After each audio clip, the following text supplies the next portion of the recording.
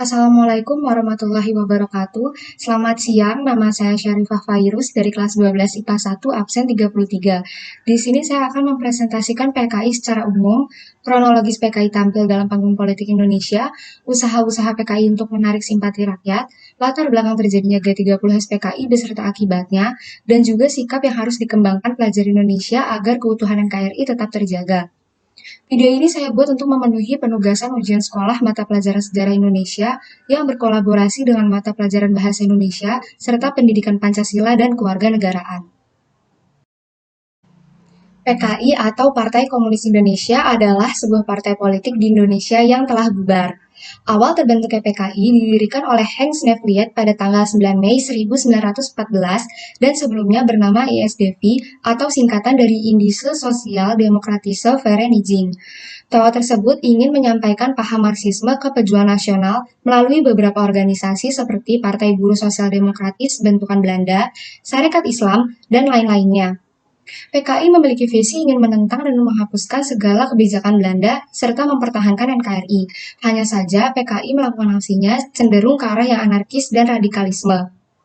Ketika Semaun menjabat menjadi sekretaris ISDV, PKI berganti nama menjadi PKH atau Persatuan Komunis Hindia Belanda, lalu berganti kembali menjadi PKI atau Partai Komunis Indonesia pada tanggal 23 Mei 1920. Kemudian, PKI dipimpin oleh Musso dan Amir Syarifuddin, lalu melakukan pemberontakan di Madiun pada tanggal 18 September 1948 yang diakibatkan oleh rasa kekecewaan Amir Syarifuddin akibat perjanjian Renville. Namun, aksi itu gagal dan menyebabkan beberapa anggota PKI ditahan oleh pemerintah, bahkan ada juga yang gugur. PKI akhirnya runtuh dan kehilangan banyak anggota, tetapi muncul salah seorang tokoh tua bernama Alingin yang memberanikan diri untuk membangun kembali PKI dengan cara yang berbeda dengan Musso ataupun pemimpin sebelumnya. Sebelum pemilihan 1955, PKI disukai Soekarno untuk rencana demokrasi terpimpin dan merupakan pendukung aktif Soekarno. Pada pemilu 1955, PKI menempati tempat keempat dengan 16% dari keseluruhan suara. Partai ini memperoleh 39 kursi dari 257 kursi yang diperebutkan dan 80 dari 514 kursi di Konstituante. Pada Juli 1957, kantor PKI di Jakarta diserang dengan granat. Pada bulan yang sama, PKI memperoleh banyak kemajuan dalam pemilihan-pemilihan di beberapa kota.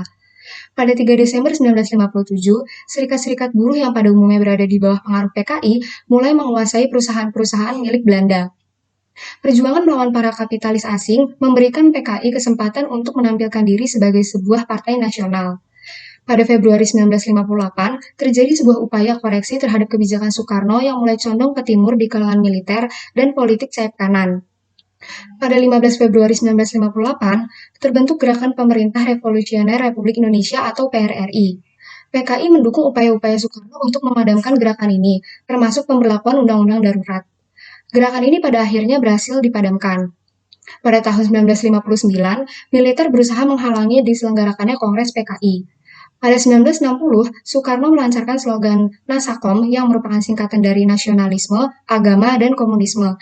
Dengan demikian, peranan PKI sebagai mitra dalam politik Soekarno dilembagakan. Pada bulan Maret 1962, PKI bergabung dengan pemerintah. Para pemimpin PKI, Aidit dan Nyoto, diangkat menjadi Menteri Penasehat. Pada bulan April 1962, PKI menyelenggarakan kongres partainya. Pada 1963, pemerintah Malaysia, Indonesia, dan Filipina terlibat dalam pembahasan tentang pertikaian wilayah dan kemungkinan tentang pembentukan sebuah konfederasi Mafindo, sebuah gagasan yang dikemukakan oleh Presiden Filipina. PKI menolak gagasan pembentukan Mafindo dan Federasi Malaysia. Para anggota PKI yang militan menyeberang masuk ke Malaysia dan terlibat dalam pertempuran-pertempuran dengan pasukan-pasukan Inggris dan Australia. Pada Januari 1964, PKI mulai menyita properti Inggris yang dimiliki oleh perusahaan-perusahaan Inggris di Indonesia. Pada Desember 1964, Khairul Saleh dari Partai Murba, partai yang dibentuk oleh mantan pemimpin PKI Tan Malaka, menyatakan bahwa PKI sedang mempersiapkan kudeta. Pada 30 September, Pemuda Rakyat dan Gerwani, kedua organisasi PKI ini menggelar unjuk rasa massal di Jakarta terhadap krisis inflasi yang melanda. Pada malam 30 September dan 1 Oktober 1965, 6 jenderal senior Indonesia dibunuh dan mayat mereka dibuang ke dalam sumur. Pembunuh para jenderal ini mengumumkan bahwa keesokan harinya Dewan Revolusi Baru telah merebut kekuasaan dan menyebutnya G30S atau Gerakan 30 September. Kemudian pada bulan Oktober, Jenderal Soeharto mengambil alih kepemimpinan tentara dan menyatakan bahwa kudeta tersebut gagal. Kemudian, dengan cepat membuat propaganda anti-komunis di Indonesia sehingga pada 22 November, militer menyatakan bahwa Aceh telah bersih dari komunis. Pertama-tama, PKI mengusung program partai yang meninggikan harkat hidup wong cilik, mulai dari upah kerja yang layak, pembagian tanah, jaminan kesehatan, pendidikan, hingga rekreasi. Kemudian, PKI menggelontorkan biaya besar untuk mendanai kegiatan dengan garis komando pusat hingga desa. Lalu, pendekatan PKI di daerah disesuaikan dengan kondisi masyarakatnya, dan menampilkan diri sebagai partai yang patriotis, nasionalis, dan tidak memusuhi agama. Selain itu, PKI juga berkampanye melalui kesenian tradisional. Latar belakang pertamanya yaitu pembentukan Angkatan Kelima dengan mempersenjatai buruh dan petani yang ditolak oleh Angkatan Darat dan Angkatan Laut. Kemudian adanya penolakan ideologi Nasakom atau nasionalis agama dan komunis oleh Jenderal Ahmad Yani dari Angkatan Darat.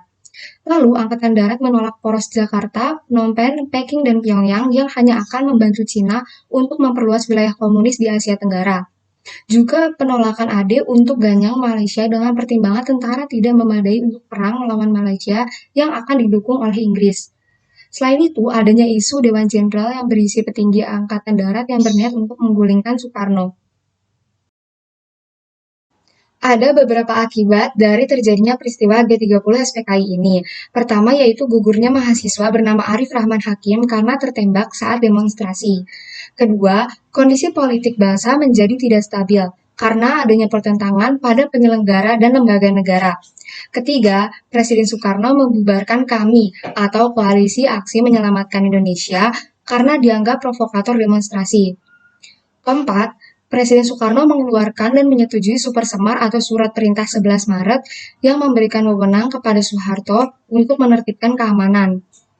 Yang kelima, adanya pelarangan organisasi berhaluan Marxisme, Leninisme, dan Komunisme hingga sekarang.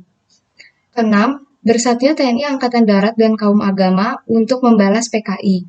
Ketujuh, TNI Angkatan Darat menjadi kekuatan baru. Dan yang terakhir, demonstrasi besar yang dilakukan rakyat, mahasiswa, KAMI atau Koalisi Aksi Menyelamatkan Indonesia, dan KAPI atau Kesatuan Aksi Pemuda Pelajar Indonesia yang mencetuskan Tritura atau 3 tuntutan rakyat, berisikan 1. Bubarkan PKI, 2. Pembersihan kabinet Dwikora dari PKI, dan ketiga, turunkan harga barang. Sebagai pelajar, banyak sekali yang dapat kita lakukan untuk menjaga keutuhan NKRI ini. Dimulai dari bersungguh-sungguh dalam mengerjakan kewajiban utama kita, yaitu belajar. Dengan rajin belajar, kita dapat menguasai berbagai pengetahuan dari banyak sektor, dan ilmu tersebut dapat kita salurkan dan abdikan untuk negara. Selain itu, kita juga harus pandai dalam memilah informasi. Sebelum menyikapi informasi yang kita terima, sebaiknya kita pastikan dahulu kebenarannya. Jangan sampai kita menyebarkan informasi yang masih tidak jelas. Kemudian, sebagai pelajar, kita juga harus membina persatuan dan kesatuan dimanapun kita berada. Dengan cara, kita memperlakukan dengan baik teman serta orang-orang di sekitar kita tanpa membeda-bedakan satu sama lain. Hal lain yang dapat kita lakukan sebagai pelajar untuk menjaga keutuhan NKRI adalah dengan menghargai pendapat teman, menolong siapapun yang membutuhkan bantuan, dan menjadi pelajar yang taat peraturan. Mulai dari peraturan di sekolah, peraturan di masyarakat, maupun peraturan yang ada dari pemerintah. Dengan demikian, marilah kita bersama-sama menanamkan sikap-sikap yang dapat menjaga keutuhan NKRI tanpa mempermasalahkan adanya perbedaan, karena perbedaan ada agar kita bisa saling melengkapi. Sekian dari saya, apabila ada kesalahan kata mohon dimaafkan. Selamat siang, wassalamualaikum warahmatullahi wabarakatuh.